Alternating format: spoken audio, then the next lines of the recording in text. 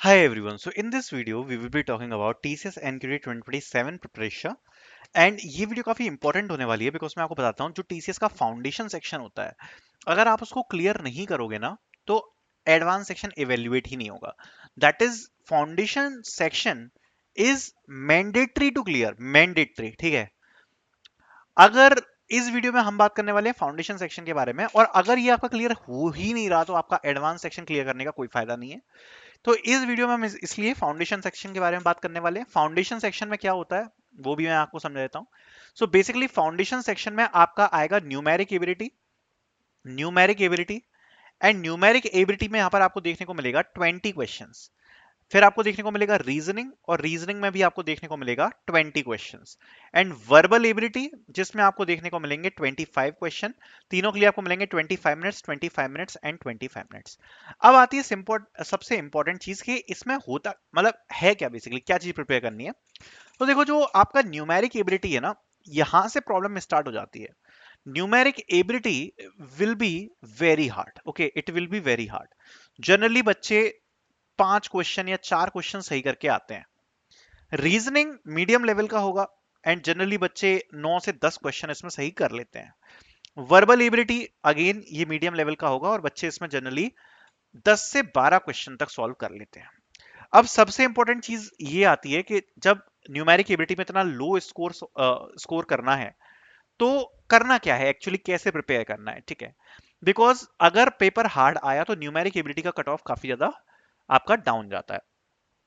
अब उसमें एक सिंपल सी चीज होती है कि अगर आप 5 से 6 क्वेश्चन न्यूमेरिक में अगर आप कॉन्फिडेंटली कर रहे हो एंड बाकी जो है वो नेगेटिव मार्किंग नहीं होती, बाकी क्वेश्चंस बाकी पे आप तुक्का मार रहे हो तो आप 7 से 8 नंबर तक पहुंच जाते हो और 7 से 8 नंबर पे आपका जो टेस्ट है वो क्लियर हो जाएगा, कट ऑफ क्लियर हो जाएगा न्यूमेरिक का. रीजनिंग का कट ऑफ 9 से 10 नंबर पे क्लियर हो जाएगा और इंग्लिश का कट ऑफ 10 से 12 नंबर के बीच में क्लियर हो जाता है. अब इसके लिए करना क्या है, देखो सबसे पहले तो मैं आपको हाईली हाईली मैं आप लोगों को यहां पर सजेस्ट करूंगा to purchase the TCS NQT mock test. Because इसमें जो लाइव टेस्ट होने वाले हैं ना, ये लाइव टेस्ट काफी ज्यादा सिमिलर रहेंगे जो आपका टीसीएस का एग्जाम आएगा उससे. प्लस आपको डेली टेस्ट मिल जाएंगे प्रैक्टिस के लिए एंड आपको काफी सारे प्रैक्टिस सेट्स मिल जाएंगे. कोडिंग की प्रैक्टिस करने के लिए आपको शीट्स मिल जाएंगी तो आप कोडिंग शीट्स का उपयोग कर सकते हो कोडिंग की प्रैक्टिस के लिए.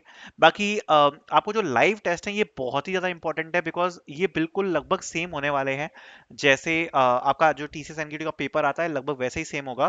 प्लस आपको डेली टेस्ट मिल जाएंगे प्रैक्टिस के लिए एंड यहाँ पर आपको प्रैक्टिस सेट्स मिल जाएंगे which you can use for your practice. The TCS NQT mock test link will be in the description which you can use for your preparation. ठीक है. अब बात कर लेते हैं न्यूमेरिक एबिलिटी. अब न्यूमेरिक एबिलिटी हमको पढ़ना है बट कैसे पढ़ना है, ध्यान से सुनना मेरी बात. देखो मैं आपको सीधी बात बताऊं, अगर आप न्यूमेरिक क्लियर करना चाहते हो ना तो आप ज्यादा दिमाग मत लगाओ. ठीक है, ज्यादा दिमाग मत लगाओ. आपको स्टार्ट कहां से करना है, आपको स्टार्ट करना है यहां पर परसेंटेज से. ठीक है, परसेंटेज ये टॉपिक है ना, इसको हम बोलते हैं पापा टॉपिक. पापा ये भैया फादर साहब हैं. अगर आपने इनको कर लिया ना तो आपके चाइल्ड जो हैं, जो इनके चाइल्ड हैं वो आपको बहुत इजीली समझ में आ जाएंगे, ज्यादा प्रॉब्लम भी नहीं आएगी क्योंकि सारे टॉपिक्स लगभग कनेक्टेड होंगे इस टॉपिक से. बिकॉज टीसीएस में जो क्वेश्चंस आते हैं वो मिक्स क्वेश्चन आते हैं. जैसे परसेंटेज को मिक्स कर दिया किसी दूसरे टॉपिक से, फॉर एग्जांपल एवरेज से, या फिर परसेंटेज को मिक्स कर दिया ट्रेंड से, या परसेंटेज को यहां पर मिक्स कर दिया रेशियो एंड प्रोपोर्शन से. तो मतलब अलग अलग टॉपिक्स को क्या करते हैं, मिक्स कर देते हैं. ठीक है. So basically this is the thing. इसलिए जो परसेंटेज टॉपिक है this is the father topic जो आपको सबसे डिटेल में और सबसे अच्छे से करना है. आप कोई भी एसएससी की वीडियोस देख सकते हो, कैट की वीडियोस देख सकते हो जहां पे परसेंटेज पढ़ाया हो, बहुत इन डेप्थ लेवल में आपको पढ़ना है. जो SI CI and profit loss topic है ना, ये भी आपको बहुत डिटेल्ड में करने हैं और अच्छे से करने हैं. SI CI and profit loss. ठीक है, वेटेज आपके सामने लिखा हुआ है. ठीक है. जैसे ही ये आपके 3 टॉपिक खत्म हुए, आप जितना टाइम दे सकते हो ना, अगर आपके पास प्रिपरेशन का टाइम है, ये 3 टॉपिक पे लगा दो आप समय. उसके बाद अब मैं आपको समझाता हूं. टाइम एंड वर्क इनका बच्चा है. परसेंटेज कर लोगे, छोटा सा टॉपिक है, तुरंत हो जाएगा. Pipes, ratio proportion and partnership ratio, ये आप मान के चलना कि ये भी आप ऐसे निपटा दोगे. छोटे छोटे टॉपिक्स हैं, formula plus trick based topics हैं. एक बार आपने परसेंटेज एसआईसीआई प्रॉफिट लॉस कर लिया, इजी लगेगा, तुरंत कर लोगे. ठीक है. इसी के साथ एवरेज कुछ भी नहीं है, बहुत इजी है, ये हो जाएगा. टाइम स्पीड डिस्टेंस के लिए अगेन मैं कहूंगा कि इसको अच्छे से कर लेना. ठीक है। तो बेसिकली आप ये बोल सकते हो कि ये सारे कनेक्टेड टॉपिक्स हैं, कनेक्टेड टॉपिक्स। अगर आप परसेंटेज, एसआईसीआई एंड प्रॉफिट लॉस, ये 3 टॉपिक आप करते हो ना, तो time and work, pipes ratio, proportion, partnership ratio, average, ये आपका, आप ये मान लो ये निपट ही गया, बहुत छोटे छोटे समय में निपट जाएगा। टाइम, स्पीड, डिस्टेंस आपको अलग से करना है। और अगर आपने इतने टॉपिक्स कर लिए ना, तो आप मान लो कि आप कम से कम 12 से 15 क्वेश्चन का वेटेज आपने कवर कर लिया टीसीएस का। उसके बाद जो बचते हैं वो सारे सेपरेट टॉपिक बचते हैं, जो आपको सेपरेटली पढ़ने पड़ेंगे।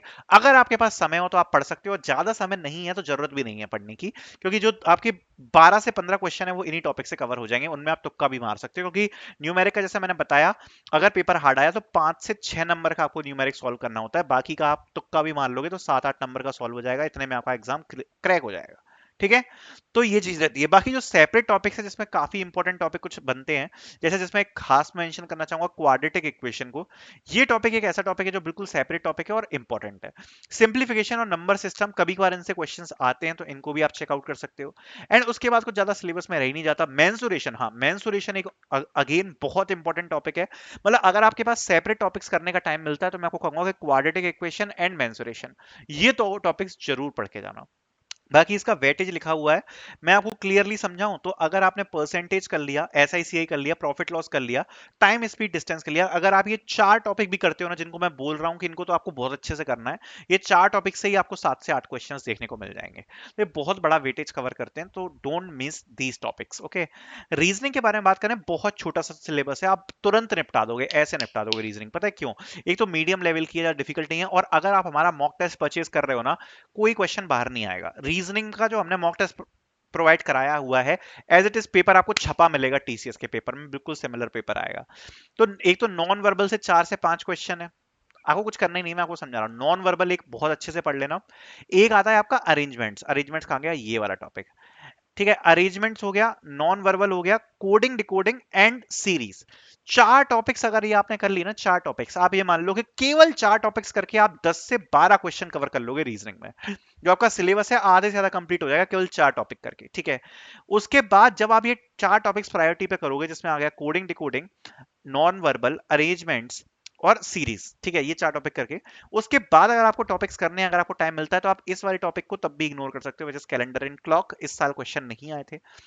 ब्लड रिलेशन को बहुत हाई लेवल तक नहीं देखना, थोड़े बहुत इजी मीडियम लेवल के क्वेश्चन देख सकते हो। डेटा सफिशिएंसी एंड सिलोगिज्म, ये आप कर सकते हो। ये 2 टॉपिक्स अगर आपने 4 में और इंक्लूड कर लिए, तो आपका कम से कम 14 से 15 नंबर का पेपर ऐसे ही बन जाएगा। ठीक है। तो कुछ भी सिलेबस नहीं है, रीजनिंग का सिलेबस बहुत छोटा है। इसके बाद आपके विजुअल वेन डायग्राम वाले क्वेश्चन भी आते हैं, वेन डायग्राम वाले, ठीक है, एलिजिबिलिटी वाले भी क्वेश्चन आते हैं, बट वो पजल बेस्ड में आते हैं, एक्स्ट्रा पजल बेस्ड कुछ क्वेश्चंस हैं, वो आप देख सकते हो। ठीक है। वर्बल की बात करते हैं, वर्बल का सिलेबस इस साल चेंज हुआ है। इस साल क्या था कि वर्बल में वैसे जो आपका रीडिंग पैराग्राफ था उसके 8 से 12 क्वेश्चन आते थे, बट इसका वेटेज कम करके लगभग 8 क्वेश्चंस के आसपास कर दिया है। 7 से 8 क्वेश्चन आपको देखने को मिलेंगे paragraph. One of the highest one of the highest weightage वाला टॉपिक है रीडिंग पैराग्राफ। पैराग्राफ्स की आपको काफी ज्यादा प्रैक्टिस करनी है। बाकी फिर आपको यहाँ पर पैरा जंबल्स के क्वेश्चंस देखने को मिलेंगे, मतलब जंबल्ड पैराग्राफ सेंटेंस, 3 से 4 क्वेश्चन इसके आए हैं इस साल। तो ये 2 टॉपिक से ही आपके 12 क्वेश्चन इजीली कवर हो जाते हैं। फिर आप ये मान के चलो, ये जो fill in the blanks, extra type, vocabs, conversation, जो भी है, कुछ नहीं करना, ग्रामर के रूल्स पढ़ने हैं, एक चीज पढ़ लो, सारी चीज कवर हो जाएगी। अगर आपने ग्रामर के रूल्स पढ़ लिए ना, ग्रामर की रूल्स के लिए हमने वन शॉट वीडियो डाल रखी है एक, अगर वही वीडियो आपने देख ली तो एक वीडियो से जिसमें ग्रामर के सारे रूल हैं, ठीक है, आपके grammar based fill in the blanks, extra type, vocabs, conversation, सब कुछ आपका एक ही चीज पर निपट जाएगा। तो ये चीज आपको करनी है, एंड यहाँ पर आपका फाउंडेशन सेक्शन का सिलेबस खत्म, दी एंड, ये करना है आपको। बाकी you can purchase the mock test series which will help you out a lot, link will be in the description. Thank you so much for watching.